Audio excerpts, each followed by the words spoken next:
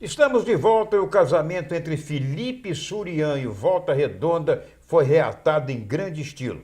Em grande noite, de Otávio, que marcou duas vezes, incluindo um pênalti cobrado com cavadinha e tudo aos 45 minutos do segundo tempo, Tricolor de Aço bateu Madureira por 3-2. Jogo de 5 gols, hein? Ontem lá no estádio Raulino de Oliveira. Davi abriu o placar para os mandantes na etapa inicial, enquanto os cariocas marcaram com Giovani Maranhão e Luciano. Com a vitória, o Volta Redonda ocupa a segunda posição do Grupo C, na zona de classificação para as semifinais da Taça Rio. O próximo compromisso é com Boa Vista, quarta-feira em Bacaxá. Fez o dever de casa, né? Jogando em casa. Foi bom, né? Foi, a torcida compareceu, chovendo bastante lá em Volta Redonda, a torcida e tal, meia cabreira, porque não foi nada bem no primeiro turno, mas começou o segundo turno com um jogo antecipado que perdeu para o Botafogo, e esse jogo lá em Volta Redonda lutou muito para conseguir vencer o Madureira. Né? Um jogo tecnicamente ruim, eu assisti o jogo pela televisão, foi ruim, né? Esse jogo foi terrível. E a Portuguesa, enfim, venceu pela primeira fase nesse campeonato carioca, na partida que marcou a estreia de técnico João Carlos Ângelo, viu? Estreou com o pé direito o João Carlos Ângelo. Para variar, né? Pois é, ele merece, um excelente profissional, é da melhor qualidade, interage muito bem com os jogadores, né? De modo que a Lusa derrotou, que sabe quem? O Macaé, de Toninho Andrade. O jogo foi em Moça Bonita, lá em Bangu, e marcou 5 pontos na classificação geral. Enquanto isso, o Alveanil Macaense segue sem vencer. Ambos permanecem na zona da seletiva. Aos 8 minutos, a Lusa teve o gol de Alan anulado. Logo depois, não teve jeito. Alan levou na linha de fundo e fez o cruzamento para o William Amendoim, que conseguiu marcar. Aos 5 minutos do segundo tempo, Marquinhos cobrou escanteio e após um bate-rebate na área, o zagueiro Ramon, viu?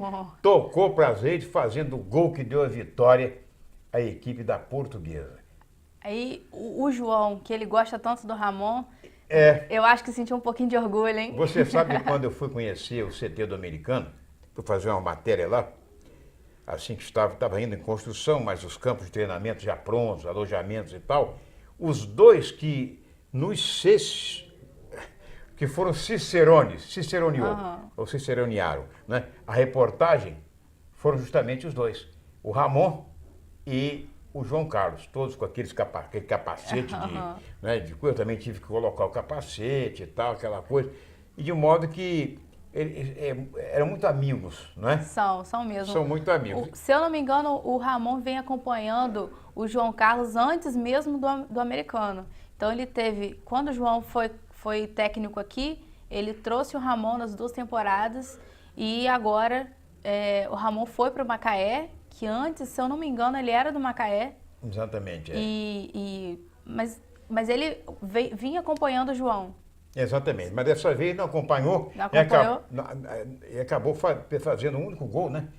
Ramon fez o gol. Fez o gol do Macaé. O gol do Macaé, Isso. o gol de honra do Macaé, exatamente. Ele não fez o gol da Portuguesa, como eu disse. A Portuguesa venceu por 2-1 e o único gol do Macaé foi marcado pelo zagueiro Ramon, não é isso? Agora teve um jogo sábado que eu vou te contar, hein? Eu assisti porque não tinha mais nada para eu fazer no sábado. Bangu e Boa Vista. Você achou o que desse jogo? Eu não achei nada, porque aquilo não é jogo de futebol, né? Não, primeiro o campo horroroso, segundo, as duas, aquilo é anti-futebol. Eles mostraram como não se deve jogar futebol. Duas equipes horríveis, né? Pelo que mostraram sábado, não são dignas de disputar a Série A do Rio de Janeiro. Terrível. Perde e ganha, balão de São João, não estamos ainda no mês de junho, né? Pois é, aquela coisa horrível, bola pro mato, que joga de campeonato, terrível, uma série de passos errados, terrível mesmo. Parecia que os dois não queriam jogar, né? A impressão, loucos estavam louquinhos para acabar, o juiz apitar o encerramento da partida. Olha aí, gente, e no Goitacás o clima de grande expectativa após a chegada do técnico Paulo Henrique, velho conhecido do clube e do gerente de futebol Ricardo Barreto. No entanto, o Goitão também irá contar com o apoio de uma empresa com quem vinha negociando nas últimas semanas e que ajudará na captação de reforços A Trivela, que já trabalhou em clubes de menor investimento no interior do estado e, diga-se de passagem, com sucesso. Fechou com a diretoria e será a ponte entre o clube e alguns importantes reforços que podem chegar ao Arizão. Estou anunciando que esses reforços chegarão no dia 2 de abril. O mesmo dia, inclusive, que o americano está anunciando que vão chegar também os reforços e o técnico também, que será apresentado. O doutor Carlos Abreu falou comigo hoje, inclusive, que ele ia talvez fosse prorrogar mais um pouco o lançamento da camisa, do novo uniforme, mas que ele já ia colocar um nome em evidência do novo técnico. Pois é, então, de fato, sem dúvida alguma, o time eu acho que todos os dois, tanto o Goytacazes como o americano, estão se preparando. Realmente eu não imaginava. O presidente do Goytacazes, o próprio Paulo Henrique, mas o presidente deve vir aqui essa semana para conversar, porque ele prometeu aqui que seria feito esse contrato com essa empresa, com uma empresa, essa empresa tinha uma de São Paulo também, a de São Paulo foi descartada e essa que é do Rio de Janeiro ficou. Foi a que fechou o contrato, então ele tem que falar sobre isso, que realmente é promessa. Ele disse, inclusive, postou ontem nas redes sociais, ele disse ontem nas redes o seguinte, que torcedores estavam, e tem alguns ainda que estão meio desconfiados, não estavam acreditando muito que fosse fechado o acordo, em que ele, o Carlos Barreto, além de D'Artagnan, o Carlos Barreto, né, os que podem ir falar pelo clube. Né? E de um modo que a gente vai vamos esperar o início de abril, comecinho de abril, para então a gente ver os treinos, quais são os reforços que vão chegar, tanto no Goytacazes quanto no americano. Nós temos até imagens da posse da diretoria, a palavra do presidente.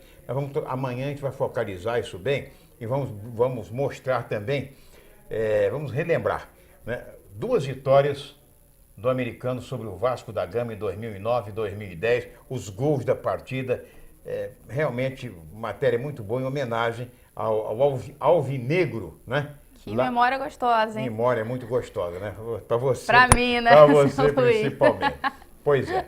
Olha aí, nós vamos encerrando por aqui o segundo bloco. No terceiro bloco vocês vão ter a participação, vão ter da torcida do Palmeiras aqui de Campos, né? Coisa que ninguém nem imaginava. Nós somos honrados com a visita de torcedores da Sociedade Esportiva Palmeiras, do Porco, né? Do Porco. Com um grito de guerra deles e tudo mais. Segura aí, rapidinho, é pai bola.